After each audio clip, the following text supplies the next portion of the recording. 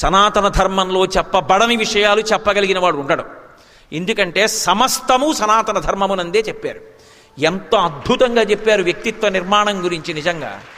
అందుకని ఆ తల్లి గురించి చెప్తున్నారు. ఆమె ఎవరు అంటే మాన్యా గురు వినీతస్య లక్ష్మణస్య గురుప్రియ, గురువుల చేత శిక్షింపబడినటువంటి బుద్ధి కలిగినటువంటి వాడు లక్ష్మణస్వామి. ఆయన సామాన్యమైనటువంటి భక్తుడు కాడు. ఆయన యొక్క భక్తి అనితర సాధ్యం.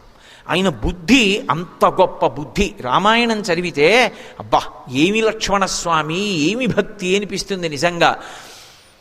అటువంటి లక్ష్మణస్వామి చేత గౌరవింపబడినటువంటి తల్లి. తెల్లవారి లేస్తే మొట్టమొదట సీతారాముల పాదములకు నమస్కరించేవాడు ఆయన. సీతమ్మ అంటే అమ్మే. తల్లి సుమిత్రని విడిచిపెట్టేశాడు. మా వదినమ్మ నాతో ఉంది, చాలు మా వదినమ్మ నా తల్లి అనుకున్నాడు. ఈ దేశంలో వదినమ్మ అంటే కన్న తల్లిలా చూడడం ఎంత గొప్ప సంప్రదాయమో, వదినమ్మ పక్కనుంటే అమ్మని మించి ఉంటుంది అని. నిజంగా ఆ లక్ష్మణస్వామి ఏమైపోయాడో అని ఆ తల్లి ఎంత ఏడ్చిందో నిజంగా.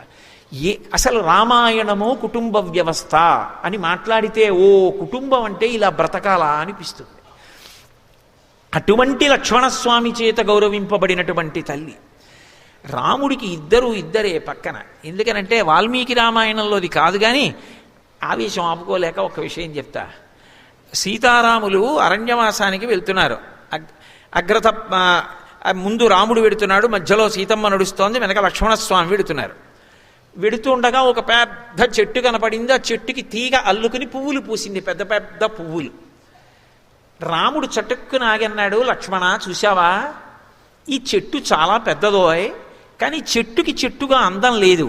ఈ తీగ చెట్టును అల్లుకుంది, పెద్ద పెద్ద పువ్వులు చెట్టుకి ఒత్తుకునేటట్టుగా అల్లుకుంది, అందుకని ఈ చెట్టుకి ఇంత అందం వచ్చింది, అవునంటావా అన్నాడు. అంటే ఆయన ఉద్దేశం ఏమిటంటే పురుషుణ్ణి చెట్టుతో చెప్తారు. నేను చెట్టు లాంటి వాణ్ణి, కానీ నాది కాదో గొప్ప.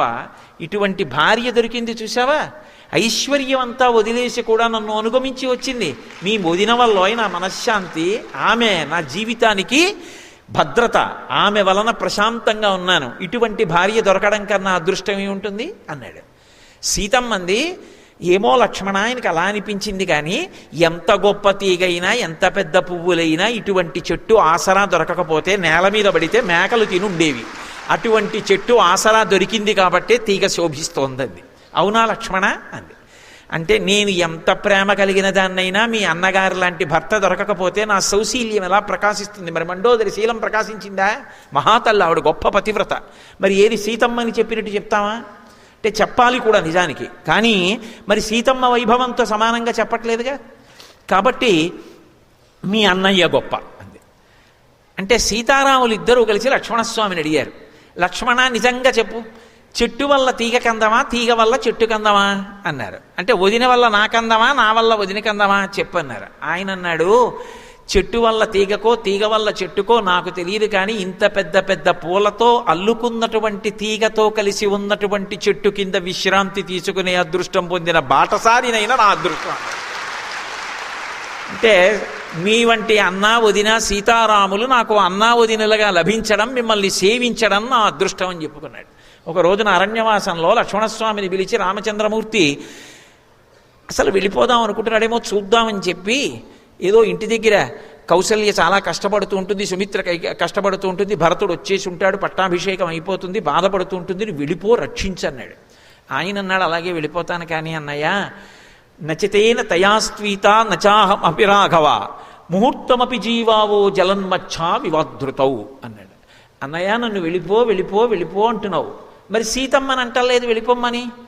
అంటే సీతమ్మ నిన్ను విడిచిపెట్టి ఉండలేదని నీకు నమ్మకం, నేను ఉండగలని నమ్మకం, నన్ను వెళ్ళిపోమ్మంటున్నావు. నేను వెళ్ళిపోతానన్నయ్య, కానీ ఎలా వెళ్ళిపోతానో తెలుసా? నేను వెనక్కి తిరిగి వెళ్ళిపోతున్నప్పుడు, వెనక్కి తిరిగి చూస్తున్నప్పుడు ఎంతసేపు నువ్వు లీలామాత్రంగా కనపడతావో అంతసేపు మాత్రమే ప్రాణములతో ఉండి ఇక నీ దర్శనం నాకు ఆగిపోగానే ఎలా చనిపోతానో తెలుసా?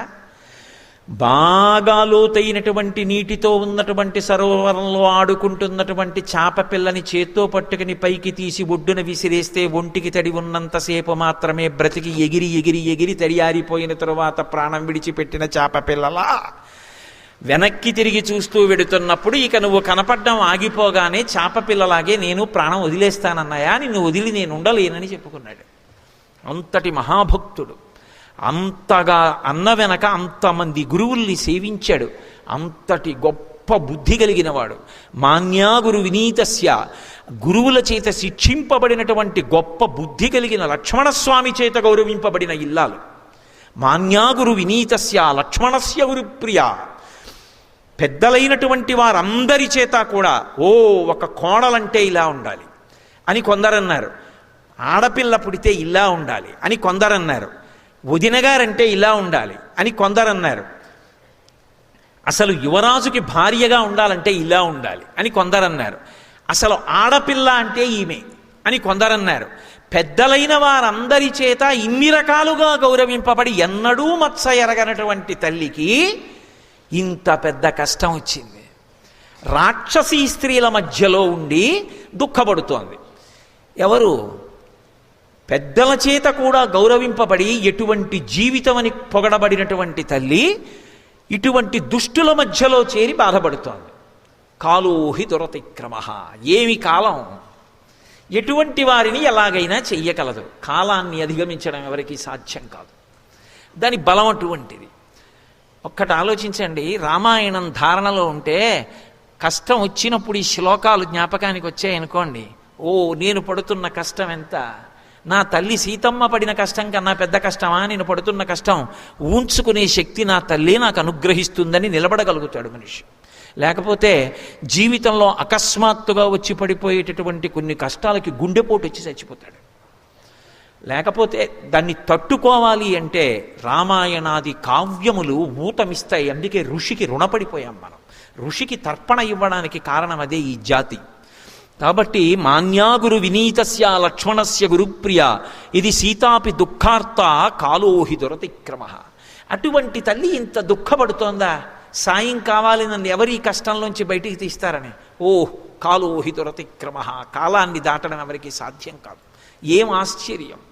రాజ్యం వా స్త్రిషిలోకేషు సీతావా జనకాత్మజాం త్రైలోక్య రాజ్యం సకలం సీతావానాప్నుయాత్కలాం.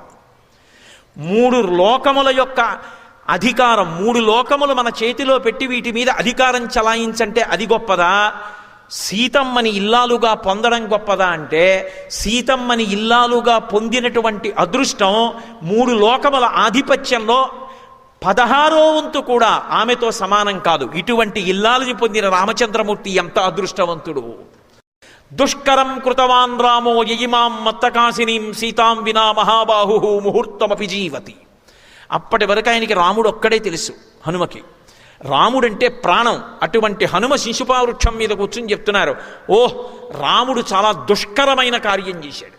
ఇది ఎవరు చెయ్యలేని పని, చెయ్యరా అని పని.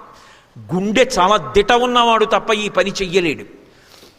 ఇటువంటి ఇల్లాలు, ఇటువంటి భార్య అపహరింపబడితే జాడ తెలియకుండా పోతే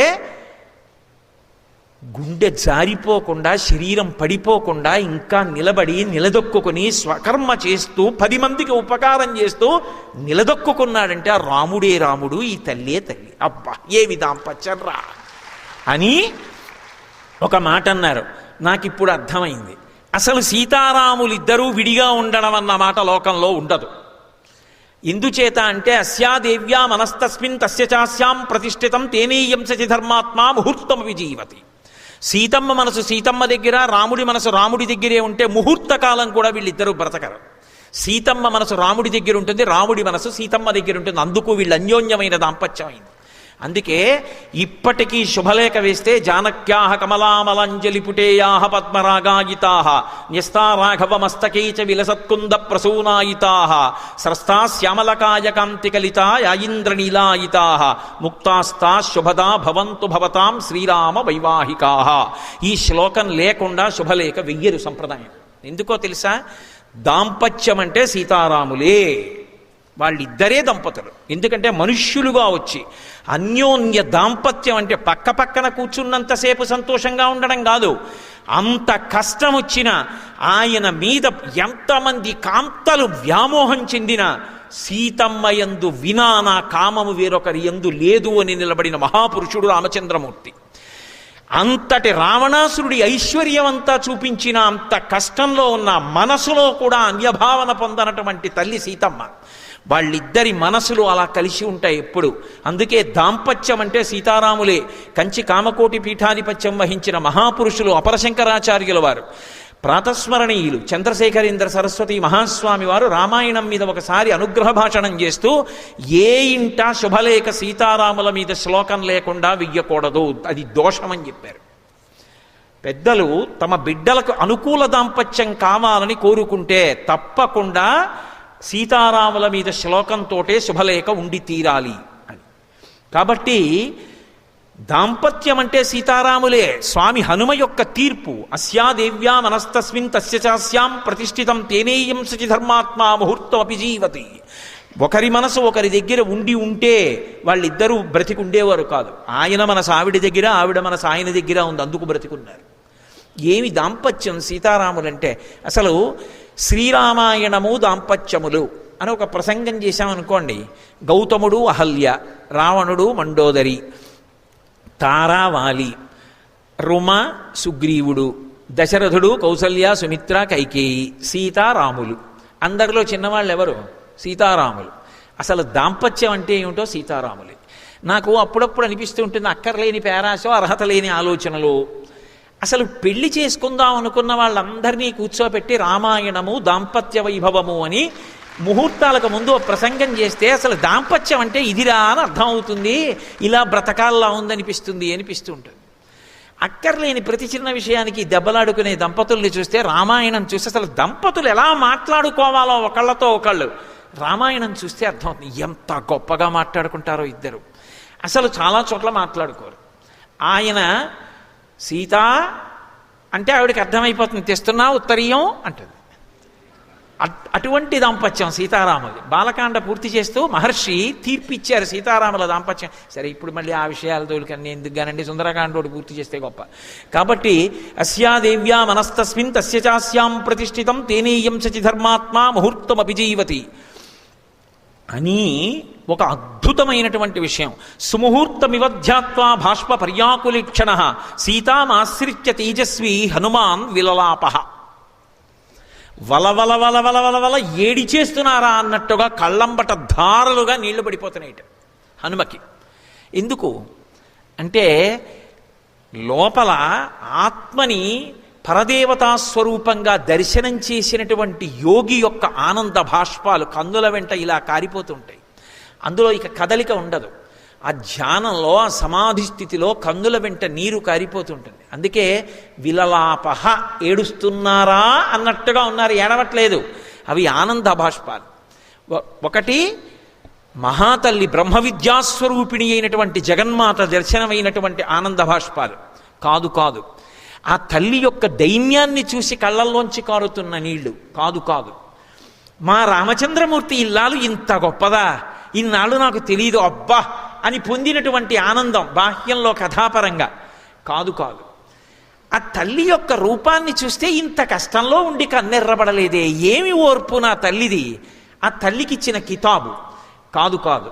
ఒక యోగి ఆ జగన్మాత దర్శనం చేసినప్పుడు అంగప్రత్యంగములలో ఉండేటటువంటి కాంతుల యందు తాదాత్మ్యత చెందినప్పుడు ఆనందం లోపల పట్టక పైకి ఉబికి నిండిపోయినటువంటి బింది ఇక నీరు పట్టక అంచుల వెంట ధార పడిపోతే ఎలా ఉంటుందో అలా లోపల పట్టని ఆనందము ఇక కందుల వెంట ధారలుగా పడిపోతే ఆ స్థితి హనుమ.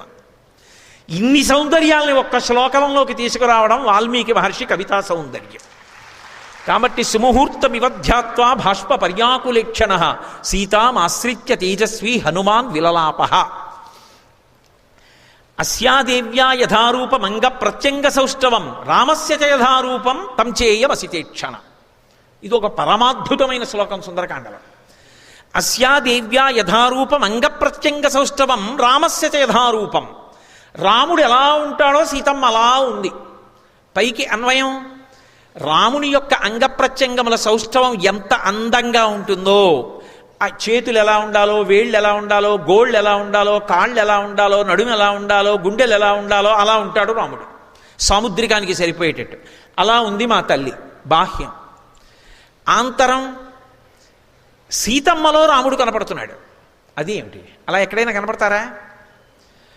కోటేశ్వరారు మీ మేనకోడలు అచ్చు మీలా ఉందండి, దానికి ఏదో కొంత అర్థం ఉంటుంది. మీ మేనల్లుడు మీలా ఉన్నాడే, అర్థం ఉంది. మీ అబ్బాయి మీలా ఉన్నాడే, అర్థం ఉంది. మీ అమ్మాయికి కొంచెం మీ పోలికలు ఉన్నాయి, అర్థం ఉంది. మీ ఆవిడ అచ్చు మీలా ఉంటుంది, అసంభవం. సీతమ్మ రాముళ్ళే ఎలా ఉంటుంది? ఒక్కనాటికి ఉండదు. కానీ తత్వత ఏమిటో తెలుసా? విశ్వనాథుణ్ణి ఎక్కడ చూస్తారు? విశ్వంలోనే చూడాలి.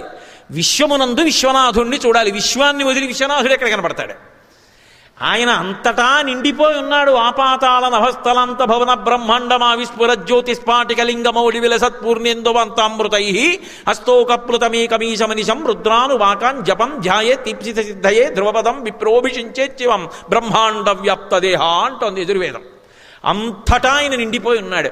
హరిమయము విశ్వమంతయు హరి విశ్వమయుండు హరిమయము కాని ద్రవ్యము పరమాణువు లేదు వంశ పావన వింటే అంటాడు శుకబ్రహ్మ భాగవతంలో. అంతా హరిస్వరూపమే. అంతర్బహిశ్చ తత్సర్వం వ్యాప్య నారాయణ స్థిత. ఆ యోగికి విశ్వము కనపడదు, అంతటా విష్ణువు కనపడతాడు. అందుకే విష్ణు సహస్రనామానికి మొదటి నామం విశ్వం. మిగిలినవన్నీ 999 నామాలు ఆ నామానికి వ్యాఖ్యానాలు. నిజానికి విశ్వమే విష్ణువు. విశ్వం విష్ణుర్వషట్కారో భూత భవ్య భవత్ప్రభు అని కదూ. విశ్వమునందు విశ్వనాథుణ్ణి చూడాలి, అమ్మవారి యందు అయ్యవారిని చూడాలి. అందుకే సౌందర్యలహరిలో శంకరాచార్యుల వారు గొప్ప చమత్కారం చేశారు. అమ్మవారి చుబుకానికి పోలిక చెప్పలేకపోతే పరమశివుట్ట అమ్మవారి ముఖం అద్దంలా ఉందని ఇలా గడ్డాన్ని అద్దానికి ఉండే పిడిలా ఉంటే అది పట్టుకుని ఇలా ఎత్తి చూసేట. చూస్తే ఇప్పుడు ఆవిడ ముఖం అద్దంలా ఉంటే ఆవిడ ముఖంలో ఎవరు కనపడతారు? ఆయనే కనపడతాడు. అంటే అమ్మవారు ప్రకృతి స్వరూపిణి అయితే అమ్మవారిలో అయ్యవారు కనపడుతున్నారంటే విశ్వమునందు విశ్వనాథుడు కనపడుతున్నాడు. నా అద్దం ముందు నించుంటే నా అద్దంలో నా బింబమే ప్రతిబింబంగా కనబడినట్టు. ఇప్పుడు సీతమ్మ యందు రాముడు కనపడ్డాడంటే యోగిగా దర్శనాన్ని పొందుతున్నారు. ఇన్ని విషయాలు ఒక శ్లోకంలోకి బాహ్యంలో కథకి సరిపోయేటట్టు సంసార తరణముతో సుందరకాండ సమానమని చెప్పే రచన చెయ్యాలంటే మహానుభావుడు వాల్మీకి దక్కింది. అటువంటి ఋషి పరంపరలో అటువంటి ఋషులిచ్చినటువంటి వాంగ్మయానికి వారసులమై రామాయణానికి మేము వారసులం, రామాయణం మేము చదువుకుంటాం, రామాయణం చెప్పుకుంటాం, రామాయణం మా జాతికి చెందినది అని చెప్పుకునేటట్టు పుట్టడానికి ఎన్ని కోట్ల జన్మల అదృష్టం చేసుకుంటే ఈ దేశంలో పుట్టుంటాను. ఎన్ని జన్మలెత్తినా ఈశ్వర ఈ రామాయణ భారత భాగవతములకు వారసుడిగా ఈ దేశమునందే పుట్టెదనుగాక. కాబట్టి అస్యాదేవ్యా యథారూపమంగ ప్రత్యంగ సౌష్ఠవం రామస్య యథారూపం తం చేయమసితేక్షణ తుల్యశీలా వయోవృత్తాం తుల్యాభిజనలక్షణాం రాఘవోర్హతి వైదేహీం తం చేయమసితేక్షణ. ఆయన అంటున్నారు పైనుంచి చూసి, దాంపత్యం అంటే ఇది. దాంపత్యం అంటే 4 కలవాలి, 4 సమానంగా ఉంటేనే దాంపత్యం. అందుకే మీరు ఒకటి బాగా గుర్తుపెట్టుకోవాలి, దాంపత్యంలో ఎప్పుడూ కూడా పెద్దలైనటువంటి వారు ఒక మాట అనకూడదు. ఏదో కాకి ముక్కికి దొండపండు, ఆయన చాలా బాగుంటాడు కానండి ఆవిడ అలా ఉంటుంది ఏమిటి, లేకపోతే ఆవిడ చాలా బాగుంటుంది కానీ ఆయన ఏమిటంటే అలా ఉంటాడు, ఆ మాట అనకూడదు పెద్దలు. అందుకే ఎప్పుడైనా సరే ఒకరికొకరు తగినవారనాలి. చూడండి శంకరాచార్యులు వారు శివానందలహరి చేస్తూ కళాభ్యాం చూడాలంకృత చిచి కళాభ్యాం నిజ తప ఫలాభ్యాం అంటారు. ఒకరి తపస్సుకొకరు ఫలమైనారు అంటారు తప్ప ఎవరెక్కువ ఎవరు తక్కువ అన్నది ఉండదు. కాబట్టి ఇద్దరూ కూడా దాంపత్యము అంటే పెద్దలు నిర్ణయించినారు అంటే ఈ 4 చూస్తారు అని గుర్తు.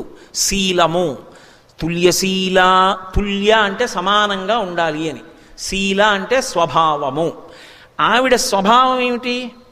అదే ఆయన స్వభావము అయి ఉండాలి. ఆయన స్వభావం ఒకటే ఆవిడ స్వభావం ఒకటే అనుకోండి.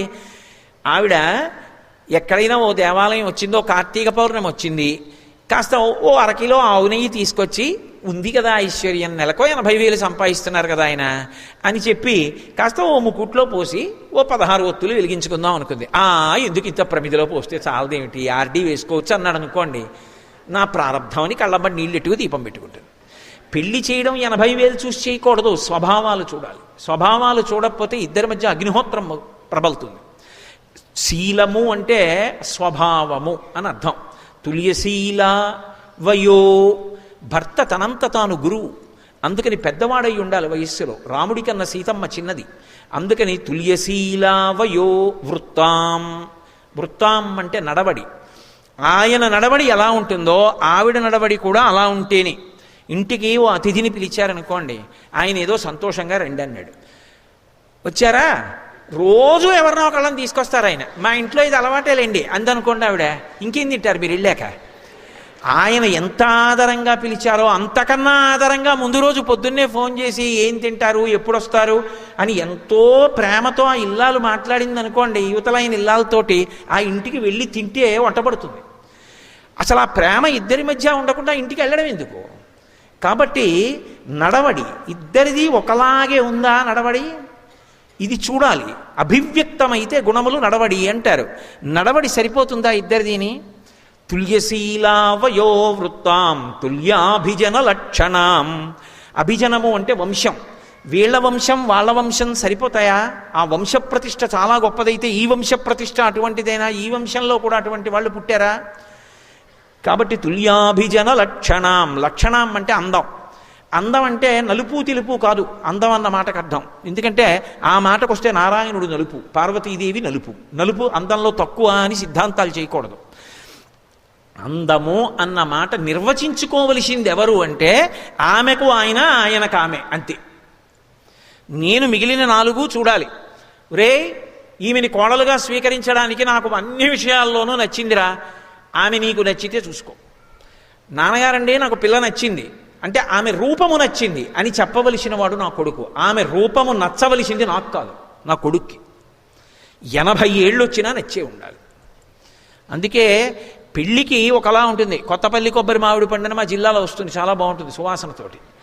ఆ కొత్తపల్లి కొబ్బరి మామిడి పండులా ఉంటుంది ఆ పెళ్ళైన కొత్తల్లో.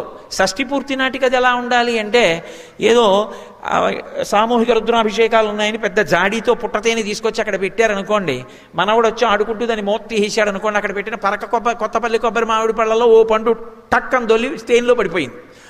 ఓ నెల్లాళ్ళు పోయిన తర్వాత రుద్రాభిషేకానికి ఈ తేనెంతా పట్టుకెళ్ళి అభిషేకం చేద్దామని గిన్నెల్లో పోస్తున్నాడు. ఇప్పుడు ఈ కొత్తపల్లి కొబ్బరి మామిడి పండు ఒక నెల్లాళ్ళు తేనెలో ఉండిపోయి నానిపోయింది. అసలే కొత్తపల్లి కొబ్బరి మామిడి పండు, ఇప్పుడు దాన్ని తేనెలో నెల్లాళ్ళు ఉంది. ఇప్పుడు దాన్ని పిండి నోట్లో పెట్టుకున్నాడు అనుకోండి, ఎలా ఉంటుంది? షష్ఠి పూర్తికి దంపతుల మధ్య అనురాగం అలా ఉండాలి, అప్పుడు కొట్టుకోకూడదు. ఇంకా అలా వర్ధిల్లాలి అది ఎప్పటికీ కూడా. అందుకే కాడితో అభిషేకం చేయిస్తారు. సరే, ఇప్పుడు మళ్ళీ ఆ వివాహ ఘట్టాలు వాటి జోలిద్దు ఏదో అంటుంటాను, మళ్ళీ అలా అంటుంటాను నాకు నేనే. కాబట్టి ఆ అందం ఇద్దరికి ఒకరికొకరు నచ్చారా, అది వాళ్ళ మధ్య విషయం, మనకు అనవసరం. అందుకే అన్నాను, అక్కర్లేనటువంటి పెడసరపు మాటలు ప్రయోగించకూడదు ఇతరులు దాంపత్యమనందు. కాబట్టి తుల్యాభిజన లక్షణం రాఘవోర్హతి వైదేహీం. ఆ రాఘవుడికి ఈ వైదేహి తగినది. ఆయన రఘువంశానికి చెందినవాడు, ఈమె విదేహ వంశానికి చెందింది. మీకు ఏమిటో ఈ శ్లోకాలు చెప్తే వచ్చిన బాధ ఏమిటంటే మనసులోంచి తన్నుకొస్తుంది. ఇవన్నీ చెప్తావు కానీ అసలు వాళ్ళిద్దరూ తగిన వారిని ఓ ప్రమాణం చూపించు అని. ఇద్దరి యొక్క నడవడిలో గొప్పతనం ఏమిటో తెలుసా? రాముడంటే రాముడి నడవడి సీతమ్మకి ఎంత ఇష్టమో సీతమ్మ నడవడి అంటే రామచంద్రమూర్తికి అంత ఇష్టం. ఎందుకంటే ఇద్దరి స్వభావములు ఒకటై ఉంటాయి. ఇద్దరి స్వభావము ఆర్తత్రాణపరాయణత్వం, ధర్మం. ఈ రెండే ఇద్దరికీ కావాలి. అందుకే ఇద్దరు అలా నిలబడగలిగారు. నేను మీకు ఒక ఉదాహరణ చెప్తా. సీతమ్మ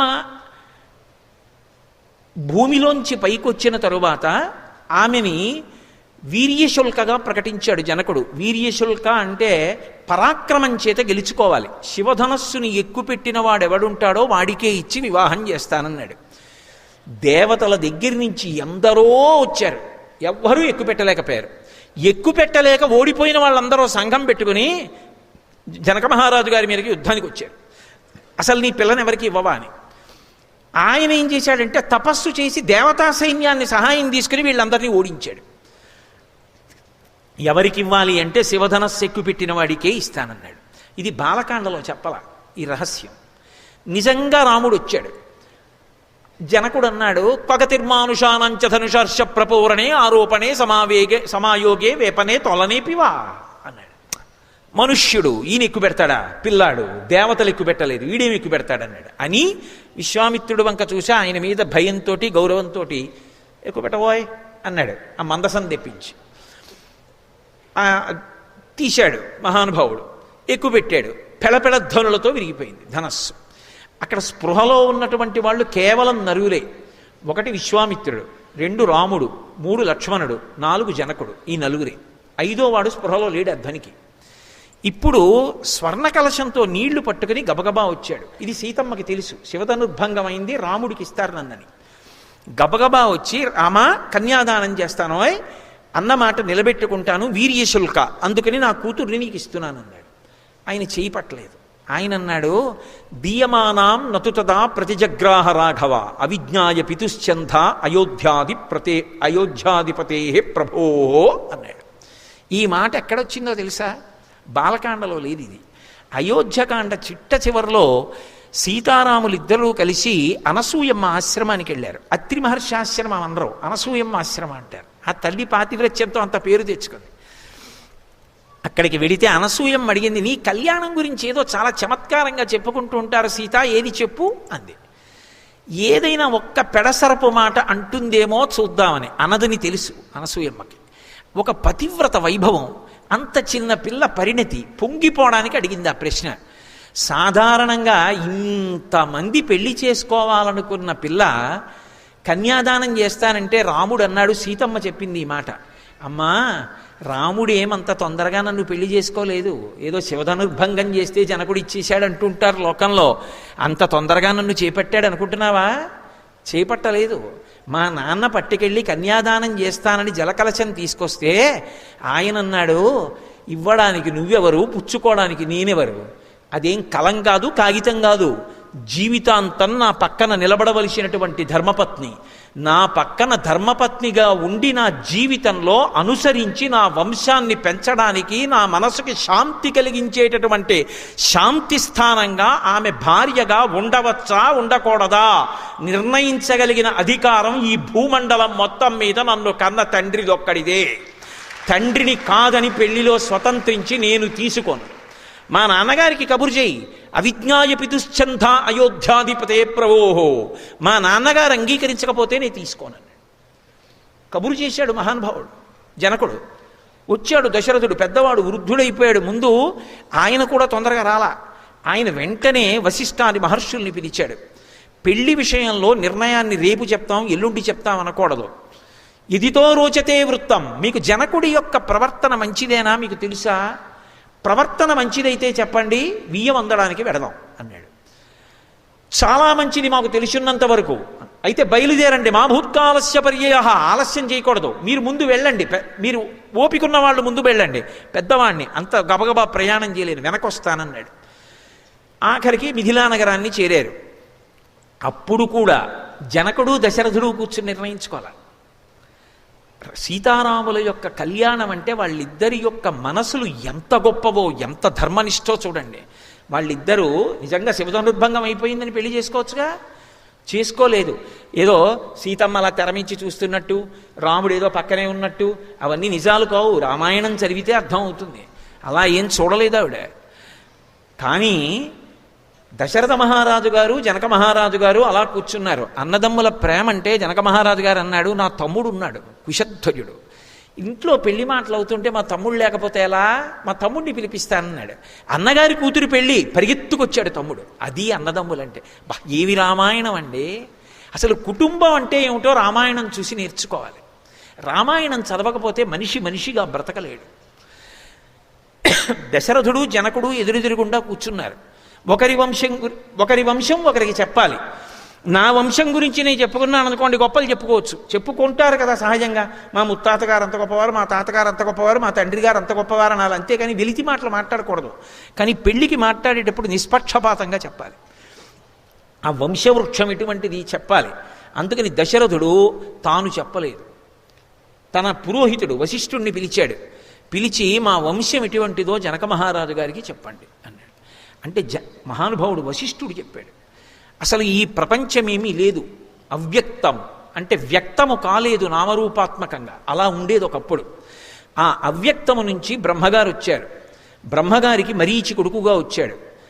అవ్యక్తము బ్రహ్మ, మరీచి, మరీచికి కశ్యపుడు, కశ్యపునికి సూర్యభగవానుడు కలిగాడు, సూర్యభగవానుకి మనువు కలిగాడు, మనువుకి ఇక్ష్వాకు, ఇక్ష్వాకుకి కుక్షి, కుక్షికి వికుక్షి, వికుక్షికి బాణుడు, బాణుడికి అనరణ్యుడు, అనరణ్యుడికి త్రిశంకువు, అనరణ్యుడికి పృథువు, పృథువికి త్రిశంకువు, త్రిశంకువుకి దుందుమారుడు, దుందుమారుడికే యమనాశ్యుడని ఒక పేరు.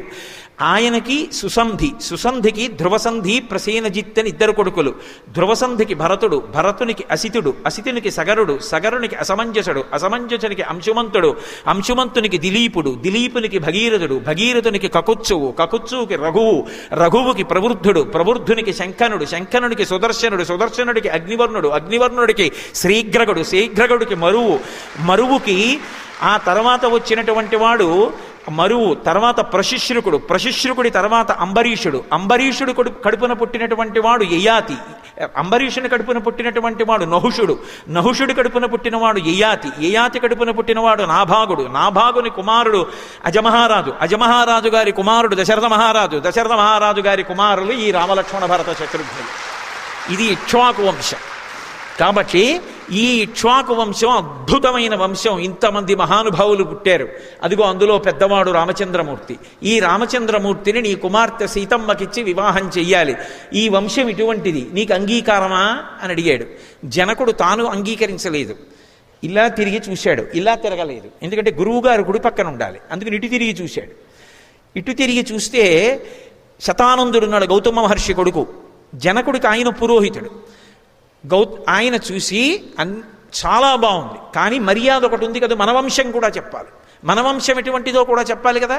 అందుకని శతానందుడు లేచి అన్నాడు, జనక మహారాజు గారి వంశం కూడా చాలా గొప్పది. వీళ్ళ వంశంలో మొట్టమొదటి వాడు నిమి. ఆ నిమి యొక్క కుమారుడు మిథి, మిథి యొక్క కుమారుడు నిమి, మిథి, నందివర్ధనుడు.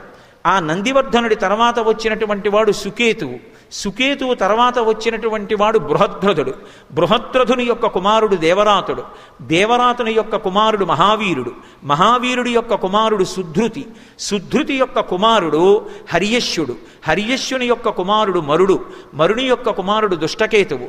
ఆ తర్వాత వచ్చినటువంటి వాడు ప్రతీంధకుడు, ప్రతీంధకుని తర్వాత వచ్చినటువంటి వాడు కీర్తిరథుడు, కీర్తిరథుని యొక్క కుమారుడు విభుదుడు, మహీధ్రకుడు, మహీధ్రకుని యొక్క కుమారుడు విభుదుడు, విభుదుని యొక్క కుమారుడు దేవమీఢుడు, ఆయన యొక్క కుమారుడు ఆ తర్వాత వచ్చినటువంటి వాడు కీర్తిరాతుడు, కీర్తిరాతుని యొక్క కుమారుడు మహారోముడు, మహారోముని యొక్క కుమారుడు స్వర్ణరోముడు, స్వర్ణరోముని కుమారుడు హ్రస్వరోముడు, హ్రస్వరోమునికి ఇద్దరు కుమారులు. పెద్దవాడు జనక మహారాజు, రెండవ వాడు కుశధ్వజుడు. జనక మహారాజు గారికి ఇద్దరు ఆడపిల్లలు. పెద్ద ఆమె పేరు సీతమ్మ, రెండవ పిల్ల పేరు ఊర్మిళ. కుశధ్వజుడికి ఇద్దరు కుమార్తెలు. పెద్ద ఆమె పేరు మాండవి, రెండవ పిల్ల పేరు శృతకీర్తి. మీరు అంగీకరిస్తే దశరథ మహారాజు గారి నలుగురు కొడుకులకి ఈ అన్నదమ్ముల యొక్క ఇద్దరు పిల్లల్ని ఇచ్చి వివాహం చేస్తామన్నారు. వాళ్ళిద్దరూ అంగీకరించిన తర్వాత దశరథ మహారాజు జనక మహారాజు అంగీకరిస్తే అప్పుడు కళ్యాణం జరిగింది. అమ్మా ఇలా అయిందమ్మా మా కళ్యాణం అని అయోధ్యకాండలో సీతమ్మ చెప్పింది. అంటే ఇద్దరి నడవడి ఎంత గొప్పదో చూడండి. ఎక్కడ అంతమంది పెళ్లి చేసుకుంటామన్నారు, శివనర్భంగం చేస్తే పిల్లనిస్తామని మా నాన్నగారు ముందుకొస్తే వాళ్ళ నాన్నగారి మాటే వింటాను, మా నాన్నగారే ఒప్పుకోవాలన్నారమ్మా. అప్పటి నుంచి అదే గొడవ. మా నాన్నగారి కోసం అరణ్యానికి వస్తాను, ఇప్పుడు అరణ్యానికి బయలుదేరారు. మొదటి నుంచి ఇదే ప్రారంభం అనలేదు సీతమ్మ. వాళ్ళ దాంపత్యం మొదటి నుంచి అటువంటిది. అందుకే శిశుపావృక్షం మీద కూర్చుని చెప్తున్నారు హనుమ, వాళ్ళిద్దరూ తుల్యశీలావయో వృత్తాం తుల్యాభిజన లక్షణాం రఘవోర్హతి వైదేహీం తం చేయమసి తేక్షణ. ఆ సీతారాములిద్దరూ ఒకరు పుట్టారా అన్నట్టుగా ఉంటారు. అంతటి అనుకూలమైన దాంపత్యం. సీతమ్మ అప్పుడప్పుడు రాముడి కను ఎరిపెక్కుతుందేమో. సీతమ్మ ఇన్ని కష్టాల్లో ఉన్నా నా తల్లి కళ్ళు నల్లగానే ఉన్నాయి. నల్లని కన్నులు కలిగిన సీతమ్మ పొంగిపోతున్నారు పైనుంచి చూసి. క్షితిక్షమా పుష్కర సన్నిభాక్షి యారక్షిత రాఘవ లక్ష్మణాభ్యాం సారాక్షసీభి వికృతేక్షణాభి సంరక్షిత సాంప్రతి వృక్షమూలే. ఆ తల్లికి అమ్మ పోలికొచ్చింది, భూమిలోంచి పైకొచ్చింది కదూ. భూమికి ఎంత ఓర్పో నా తల్లి సీతమ్మకంత ఓర్పు. క్షితిక్షమా పుష్కర సన్నిభాక్షి, పద్మముల వంటి కన్నులు కలిగినటువంటి తల్లి. యారక్షిత రాఘవ లక్ష్మణాభ్యాం, రామలక్ష్మణుల చేత రక్షింపబడేటటువంటి తల్లి. అటువంటి తల్లి సారాక్షసీభి వికృతేక్షణాభి, వికృతమైనటువంటి నేత్రములు కలిగిన రాక్షసీ స్త్రీల చేత ఇవాళ పరివేష్టింపబడి ఉంది. సంరక్షిత సాంప్రతి వృక్షమూలే. జనక మహారాజు గారి పెద్ద కూతురు, దశరథ మహారాజు గారి పెద్ద కోడలు, రామచంద్రమూర్తి ఇల్లాలు ఇల్లు లేని దానిలా రావణాసురుడి యొక్క అంతఃపురంలో ప్రమదావనంలో అశోక వృక్షం కింద చెట్టు కింద చుట్టూ రాక్షస స్త్రీలు పరివేష్టించి ఉంటే తన కష్టం చెప్పుకోవడానికి మనిషి లేక ఏడుస్తూ కూర్చుంది. అమ్మా ఏమి ఓర్పమ్మా, ఇంకా అలాగే ఉండి నల్లగా చూస్తున్నావు, తల్లి నీకు నమస్కారం. ఇది ఆయన పవిత్ర హృదయం. సరే, ఇలా ఇన్ని శ్లోకాలని నేను చెప్పను. అలా ఆయన చెట్టు మీద కూర్చుని సీతమ్మ యొక్క పాతివ్రత్యానికి పరవశించిపోయి ఆనందపడిపోయి కన్నుల నీరు కారుస్తున్నారు. ఇక కొద్దిగా రాత్రి మిగిలి ఉంది అంటే తెల్లవారుతోంది. తెల్లవారుతుండగా నిద్రలేచాడు రావణాసురుడు. తెల్లవారుజామున నిద్ర లేవడం చాలా చాలా గొప్ప విషయం. అందరూ నిద్ర లేవలేరు. అది ఆ అలవాటు ఉన్నవాళ్ళు మాత్రమే నిద్ర లేవగలరు. నిద్ర లేవడం ఎంత గొప్పో, నిద్ర లేవగానే చెయ్యవలసింది చేయడం కూడా అంతే గొప్ప. నిద్ర లేచి చెయ్యకూడని పనులు చేయకూడదు, లేచి చెయ్యవలసింది చెయ్యాలి. ఆయన నిద్రలేస్తూనే అశోకవనంలో ఉండేటటువంటి సీతమ్మ జ్ఞాపకానికి వచ్చి కామాతురత పొందాడు. ఎప్పుడు? తెల్లవారుజామున. అది బ్రహ్మముహూర్తం. కేవలముగా దేవతల్ని ఆరాధించవలసినటువంటి సమయం. వేదం చదువుకోలేదా? చదువుకున్నాడు. తెలియదా? తెలుసు. కానీ కామాతురత పొంది జారిపోతున్నటువంటి బట్టని పైకి లాక్కుని విలాసంగా వ్రేలాడుతున్నటువంటి ఉత్తరీయ లంగదానికి తగులుకుంటే దాన్ని సరుదుకుంటూ అశోకవనానికి బయలుదేరాడు. కొంతమంది కాంతలు బంగారు కాగడాలు పట్టుకుని అనుగమించారు. కొంతమంది స్త్రీలు మెడలో చిక్కుబడినటువంటి హారాల్ని సర్దుకోకుండా జారిపోతున్నటువంటి మొలనోళ్లతోటి, జారిపోతున్నటువంటి వస్త్రాలతోటి, తిరుగుడు పడుతున్నటువంటి కామపూరితమైన నేత్రములతోటి నిద్ర సరిపోక తూలుతూ, కొంతమంది మద్యాన్ని సేవించినది ఇంకా విరగక, కొందరు పౌర్ణమి నాటి చంద్రమండలం లాంటి తెల్లటి గొడుగు పట్టుకుంటే వెనక ఎప్పుడు మధ్యలో అక్కడికి వెళ్ళే లోపల తాగుతాడోనని బంగారు పాత్రలో మద్యాన్ని పట్టుకుంటే మధ్యలో నీళ్లు తాగుతాడేమోనని ఒక సుందరి బంగారు పాత్రలో నీళ్లు పట్టుకుంటే ముందు కాగడాలు చూపిస్తూ మృదంగధ్వని అంటే మంగళవాద్యం వెడుతుంటే విలాసంగా బయలుదేరి ఆయన పాలసముద్రాన్ని మదించినప్పుడు వచ్చినటువంటి నురుగా అన్నటువంటి మలినం లేని వస్త్రం కట్టుకుని ఇన్ని కట్టుకుంటే ఆవిడకు కావాలి. ఆవిడెలా ఉంది అక్కడ తన వల్ల? బయలుదేరి వెడుతున్నాడు. మహర్షి భలే చమత్కారంగా మాట్లాడతారు. ఆయన అన్నారు, సకల్ప వృక్ష ప్రతిమో వసంత యువమూర్తిమాన్ శ్మశాన చైత్య ప్రతిమో భూషితోపి భయంకర అన్నారు. ఆయన అలంకారాలు చూస్తే నిద్రపోయి లేచినా సరే చేతిలో చెరుకు విల్లు లేనటువంటి మన్మధుళ్ళ ఉన్నట్ట, నడిచి వస్తున్నటువంటి వసంత ఋతువులా ఉన్నట్ట, కదిలి వెళ్ళిపోతున్న కల్పవృక్షంలా ఉన్నట్ట. ఇక్కడ వరకు బాగా చెప్పారు. చివరన్నారు, సకల్ప వృక్ష ప్రతిమో వసంత యువమూర్తిమాన్ శ్మశాన చైత్య ప్రతిమో భూషితోపి భయంకర.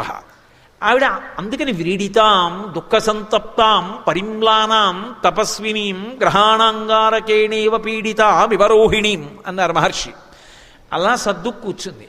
ఆయన వస్తూనే మొట్టమొదట ఒక మాట అంటాడు, సర్వధర్మో ఓ భీరుహు అని పిలిచాడు. భీరుహు అంటే పిరికిదానా అంటే ఆయన ఉద్దేశ్యం ఏంటంటే, నీ మనసులో ఒక పిరికితనం ఉంది, నువ్వు నా పాన్పు చేరడానికి నీకు అభ్యంతరం లేదు, కానీ ఎవరికైనా తెలుస్తుందని అనుమానపడుతున్నావు.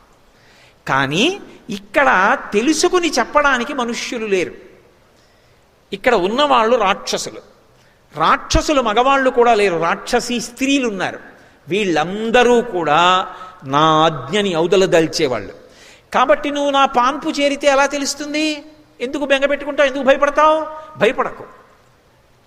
అసలు ఆవిడ అలా అనుకుందా అంటే వంచన చెయ్యడానికి ఎలా మాట్లాడతాడో చూడండి. అవతల వారి మనసు మీద ప్రభావం చూపించేటట్టుగా, అవతల వారిని పాడు చేసేటప్పుడు మొట్టమొదట మాటలతో మొదలుపెట్టి అవతల వాళ్ళ జీవితాన్ని సర్వనాశనం చేసేటటువంటి మాటలు చెప్పేటటువంటి విశ్వవిద్యాలయం ఉంటే దానికి తనంత తాను నియమింపబడిన ఉపకులపతి ఎవరైనా ఉంటే రావణ బ్రహ్మ. అంత గొప్పగా మాట్లాడతాడు. స్వధర్మో రక్షసాం భీరు సర్వధైవన సంచయ గమనం వా పరస్త్రీణాం హరణం సంప్రమధ్యమా. రాముడు ధర్మాత్ముడు అంటుంటావే సీత, నేను కాదా ధర్మాత్ముణ్ణి? నేనెంతటి ధర్మాత్ముణ్ణి? రాక్షసులకి ధర్మం ఏమిటి? తనకి నచ్చినటువంటి కాంతను అనుభవించాలి, పరుల యొక్క భార్య అని చూడకుండా అపహరించి తీసుకురావాలి. నేను చేశానా లేదా? నేను ధర్మాత్ముణ్ణి కాను? స్వధర్మో రక్షసాం భీరు సర్వధైవ రసంతయ గమనం వా పరస్త్రీణాం హరణం సప్రమధ్యమ. ఇదంతే చారు సంజాతే యవ్వనం వ్యతివర్తతే యదతీతం పునర్నైతి శ్రోతశీఘ్రమపామివ. సీత, బెట్టు చేస్తున్నావు నేను ఇంతలా బ్రతిమాలుతుంటే, ఇలాగే నువ్వు కూర్చుంటే యవ్వనం ఉండిపోతుంది అనుకుంటున్నావా? యవ్వనం ప్రవహిస్తున్నటువంటి నది లాంటిది, ముందుకెళ్ళాక ఇక వెనక్కి రాదు. కాలములో యవ్వనం పోతే రాముడు ఎలుకోడు, నేను ఎలుకోడు, వృద్ధురాలివై మిగిలిపోతావు. ఈ పరువం ఉండగా నా పాంపు చేరు. ఎంత దారుణమైన మాటలు మాట్లాడతాడో. తల్లి ఎంత బాధపడుతుంది ఈ మాటలు విని. అందుకే తన పాపాన్ని తాను వండుకున్నాడు మాటల చేత. ఒకడు మాటల చేత భవిష్యత్ బ్రహ్మ అవుతున్నాడు, ఒకడు మాటల చేత తన మృత్యువుని తాను తెచ్చుకుంటున్నాడు. మాట ఈశ్వరుడు ఇచ్చాడు, కానీ ఆ మాట నువ్వు ఎలా వాడుకుంటావన్న దాని చేత నీ అభ్యున్నతి ఉంటుంది. సుందరకాండ యొక్క తీర్పు. సుందరకాండ వాగ్వైభవం. అందుకే కాబట్టి ఏవం చైతతు కామంతో నస్త్వాం స్పృక్షామి మైథిలీ కామం కామ శరీరం మే యథా కామం ప్రవర్తితాం. సీత, నేను నిజంగా దోషం చెయ్యాలి అనుకుంటే ఇక్కడికి రాముడు రాలేడు. సంశయం ఉన్నాడో లేడు. నేను నిజంగా నిన్ను పొందాలి అనుకుంటే ఎవరు ఆపగలరు? కానీ నేనెంత ధర్మాత్ముడినో చూసావా? నిన్ను నేను బలవంతంగా పొందను. నీ అంత నువ్వు నా యందు అనురక్తవ కావాలి, నువ్వు నా పాన్పు చేరాలి. అప్పటి వరకు నిన్ను నేను ముట్టుకోను. ఇది యథార్థం కాదు అంటే అబద్ధమని చెప్పడానికి నేను ఈ విషయాన్ని చూపిస్తున్నాను. ఉత్తరాఖండలో ఉన్న విషయం.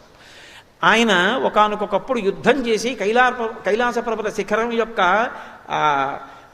యువతలో ఉన్నటువంటి పార్శ్వం మీద నిలబడి ఉన్నాడు. రంభ అలంకారం చేసుకుని వెడుతోంది.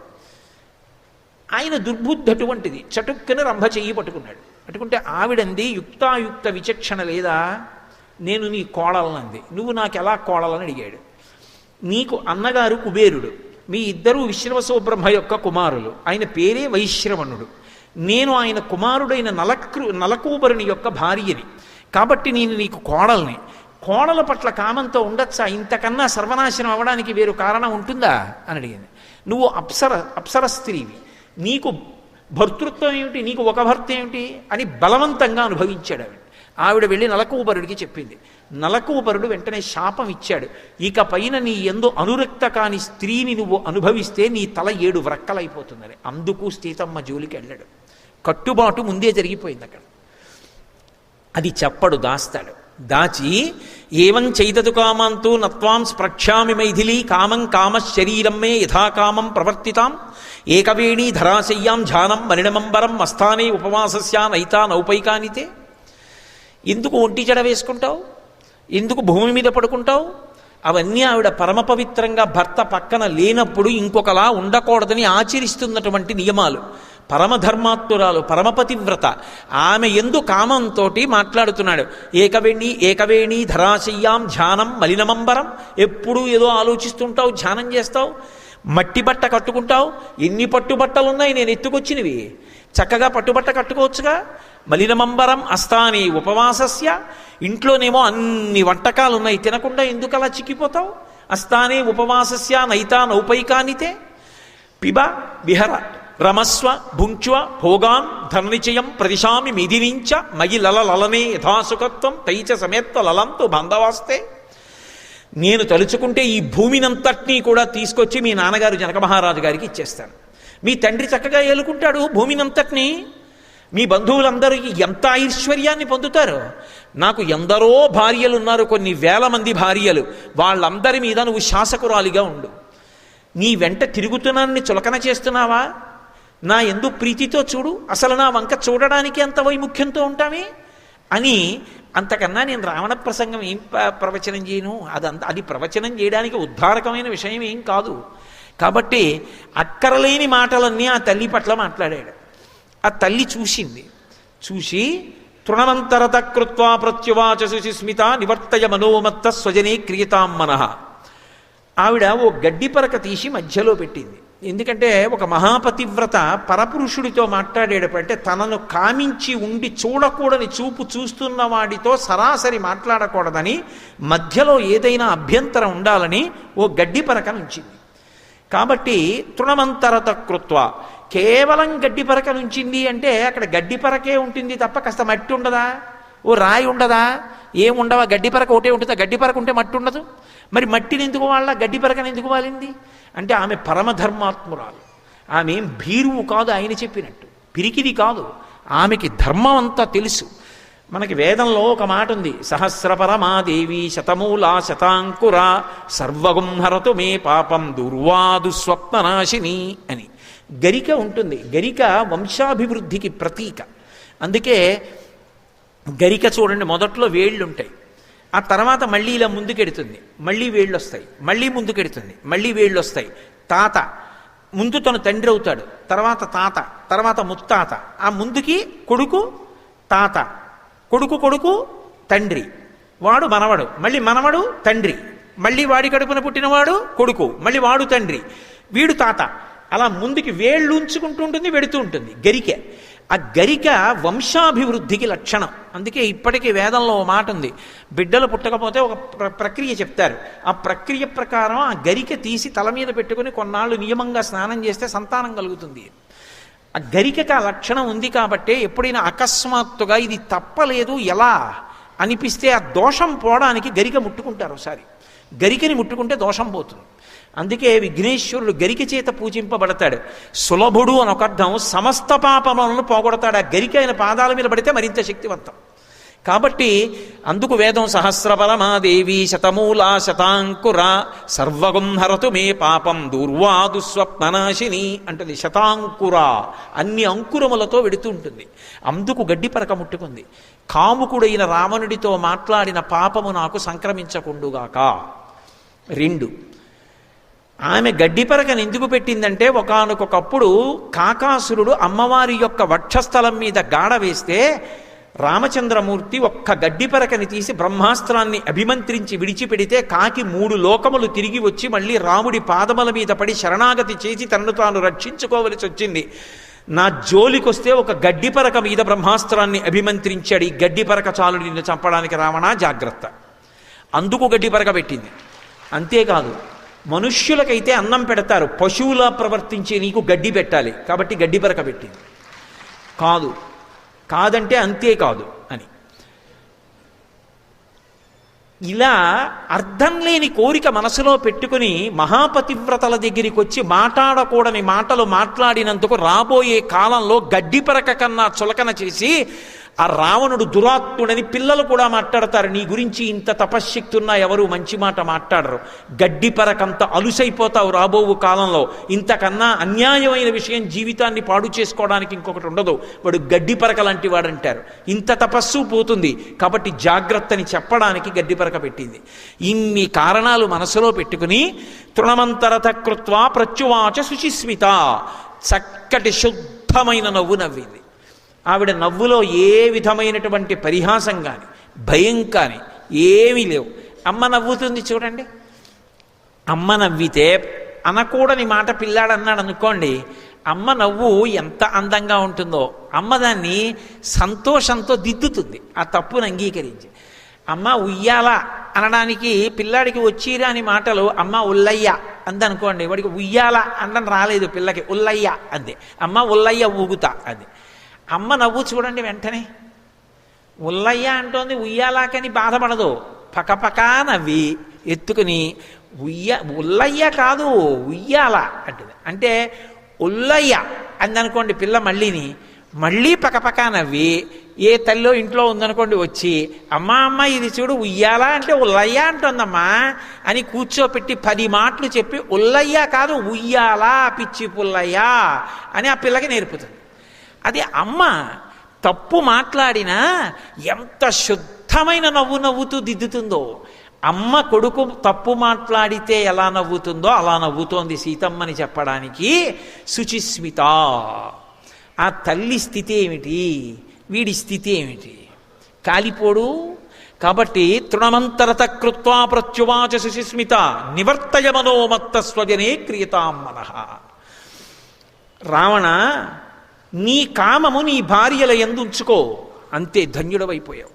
నీ కామము అన్య స్త్రీల యందు ప్రసరించిందా సర్వనాశనమైపోతావు. పరస్త్రీ సంగదోషేన బహవో మరణంగతాహ అంటారు భవిష్యోత్తర పురాణంలో. పరస్త్రీ యందు కాముకత్వం కలిగిందా వాడు ఎంత గొప్పవాడైనా సరే మామూలుగా కాదు, భయంకరంగా వెళ్ళిపోతాడు. ఆ స్థితి తెచ్చుకోకు రావణ. నీ మనస్సు నీ భార్యల యందుంచుకో, నీ కామము నీ భార్య యందుంచుకో. ధర్మం అయిపోయిందండి, ధర్మంతో ముడిపడిపోయింది, ఏ ఇబ్బంది ఏర్పడదు. కాబట్టి నివర్తయమనోమత్త స్వజనే క్రియతాం మనః ఆత్మానుపమాంకృత్వా స్వేషు దారీషు రమ్యతాం అతుష్టం స్వేషు దారీషు చపలం చిలిచేంద్రియం. ఇవాళ నువ్వు నన్ను తీసుకొచ్చి ఇక్కడ కూర్చోపెట్టి ఇలా మాట్లాడుతున్నావే, నీ భార్యని కూడా ఎవరైనా ఇలాగే అపహరించి అలా మాట్లాడితే నీ మనసు ఎలా బాధపడుతుందో ఆలోచించు. నువ్వేం చేస్తావు? అలా రాముడు బాధపడ్డా? రాముడు నిన్ను శిక్షించడానికి రాడా? ఒక తప్పు చేసే ముందు ఆలోచించక్కర్లేదా? ఇలా మాట్లాడచ్చా? పరకాంతని తీసుకురావచ్చా? మహాపతివ్రతని రామచంద్రమూర్తి ఇల్లాల్ని నన్ను తీసుకొచ్చి ఇక్కడ కూర్చోపెట్టి ఇలా మాట్లాడతావా? నీ పాపం పండి నువ్వు మృత్యువుని పొందేటటువంటి అవకాశాన్ని నువ్వు పొందట్లా? తప్పు, ఇలా మాట్లాడకూడదు, ఇలా నువ్వు ప్రవర్తించకూడదు అని ఆవిడ ఒక మాట అంది. నీవు ఒంట్లో ఓపిక ఉంది కాబట్టి ఇవాళ చపలం చిలితేంద్రియం, నీ ఇంద్రియములు కదిలిపోతున్నాయి, నీ మనసు కదిలిపోతోంది, విచ్చలవిడిగా తిరుగుతున్నావు. కానీ ఒక రోజు వస్తుంది, ఆ రోజు నీ జీవితానికి తీర్పు ఎవరు చెప్తారో తెలుసా? నీ భార్యలు చెప్తారు. నీ కాళ్ళు చేతులు కదలక మంచాన పడిపోతే అప్పుడు ఊడిగం చెయ్యవలసి వస్తే కట్టుకున్న ఇల్లాలు మలమూత్రాలు తీస్తూ ఓపికున్న నాళ్ళు అక్కడ తిరిగాడు, ఇప్పుడు నేను చేయవలసి వస్తోంది. అప్పుడు అలా ఏడిపించాడు, ఇప్పుడు ఇలా ఏడిపించాడు, వీడితో ఏనాడు సుఖపడ్డానని ఒక్క మాట అంటే నువ్వు బ్రతికి చచ్చిపోయిన వాడివే రావణ. అనిపించుకోకు. ఎన్ని జన్మలెత్తినా ఆయనకే ఇల్లాల్ని కావాలి అని అనిపించుకున్న బ్రతుకేదో అది బ్రతుకు, ఇలా బ్రతకకు, తప్పు. ఏమి చెప్పిందండి నా తల్లి? సుందరకాండ అసలు పిల్లలకి పాఠ్యపుస్తకాల్లోకి శ్లోకాలు వెళ్ళకపోతే, సుందరకాండ అందకపోతే, సమాజానికి ప్రవచనం జరగకపోతే, రామాయణం అందకపోతే సంస్కారం ఎక్కడి నుంచి వస్తుంది? రాబోయే ప్రమాదం పిల్లలకి తెలియక్కర్లా? ఎంత అద్భుతంగా మాట్లాడింది సీతమ్మ. ఇంతకన్నా సౌందర్యవంతమైన వాక్కు, అభ్యున్నతికరమైన వాక్కు ఏది ఉంటుంది? అందుకే అది సుందరకాండ అయింది. కాబట్టి చపలం చిలితేంద్రియం, అదే జరిగింది రామాయణంలో. చిట్ట చివర రావణుడి 10 తలలు తెగిపోయి పడిపోయాడు. గ్రద్దలు భూమి మీదకి దిగుతున్నాయి తల తన్నుకుపోవడానికి. పట్టమహిషి మండోదరికి కబురు చేశారు, పల్లకీలో తీసుకొచ్చారు ఆవిడ్ని, యుద్ధభూమిలో దింపారు. అందరూ యుద్ధం ఆపేశారు. దేవతలు ఋషులు కూడా పైన నిలబడి చూస్తున్నారు. అందరు అనుకున్నారు ఆవిడ పల్లకీ దిగి అటుపక్క రామచంద్రమూర్తి నించున్నారు. నువ్వే నా భర్తని సంహరించావు, ఇప్పుడు నీ కళ్ళు చల్లబడ్డాయా అంటుంది. మహాపతివ్రత కాబట్టి శపించినా శపిస్తుంది అనుకున్నారు. ఆవిడ దిగింది పల్లకి, ఏడుస్తూ ఆ రావణుడి వంక చూసి ఒక మాట అంది. ఇంద్రియాణి పురాజిత్వా జిత్వా త్రిభువనంత్వయా స్మరద్భిరివదై ఇవ తద్వైరం ఇంద్రియై ఏవ నిర్జిత అంది.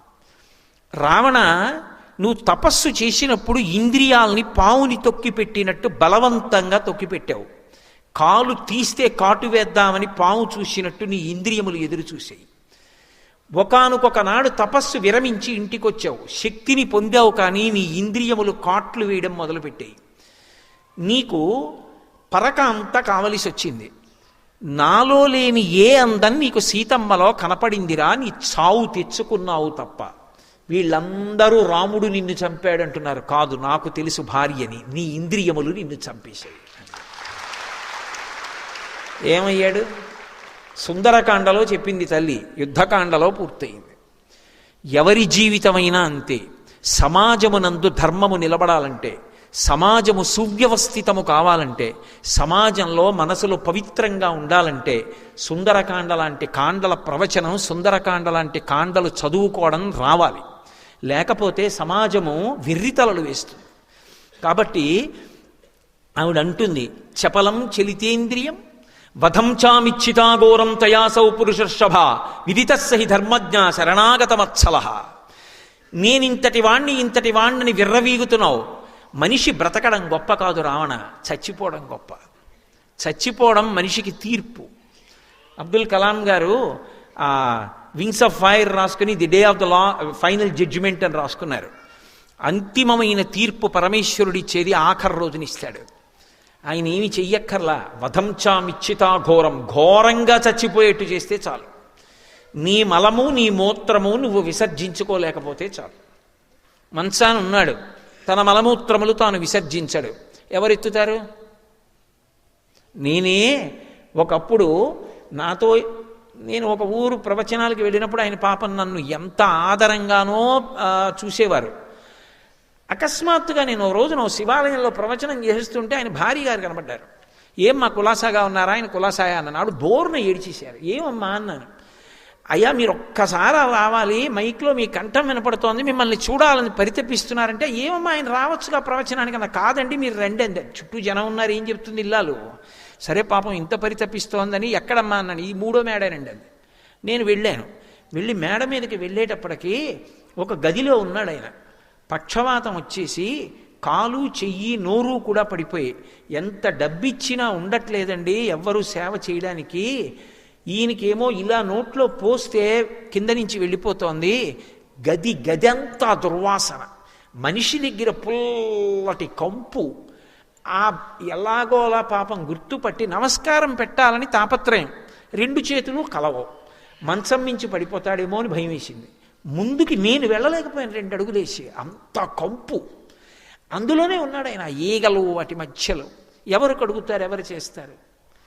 ఘోరంగా చచ్చిపోవాలని కోరుకోక. అందుకే శ్రీశైలంలో తీర్థం ఇస్తే ఇప్పటికీ చెప్తారు, అనాయాసైన మరణం వినాదైన్యేన జీవితం. బ్రతికున్నంత కాలం ఇలా చెయ్యి చాపి బ్రతకవలసిన అవసరం లేకుండా చచ్చిపోయేటప్పుడు అనాయాసంగా వెళ్ళిపోయిన వాడెవరో వాడు ధన్యుడు. ఎప్పుడు చచ్చిపోతాడా అని దేవతల దగ్గర నుంచి ఋషుల వరకు నించున్నారు అంతరిక్షంలో. అగస్త్యుడు వచ్చి ఆదిత్య హృదయం ఉపదేశం చేసి కోటావతల బారాయబోయ్ రామా అన్నాడు.